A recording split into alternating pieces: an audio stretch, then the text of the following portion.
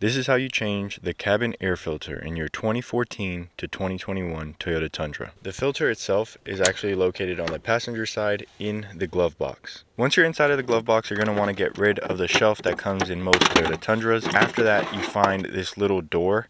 It says slide up, so that's exactly what you're going to want to do. You're going to want to push it up, and it should be able to wiggle out after that. Once that is done, then you have another door behind that door. This is held in with two little clips, one on either side. You're just going to want to pinch in and pull out. Easier with two hands, but I did it with one, and it's really not too difficult. That's going to give you access to the air filter itself.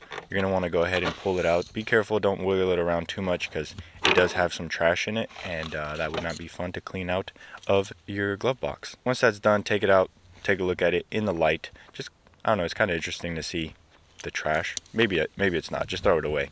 And now it's time for the new air filter. If you haven't already purchased an air filter, I'll leave it linked down below so that you can pick it up through Amazon. But other than that, you just repeat the process. You're gonna go ahead and put the air filter up on either side of the air filter. It'll show you, it'll have an arrow giving you an indication of how to put it in. So just follow the instructions on that. And then you're gonna wanna repeat the process with the first door going in first. Then you're gonna wanna go ahead and put in the sliding door.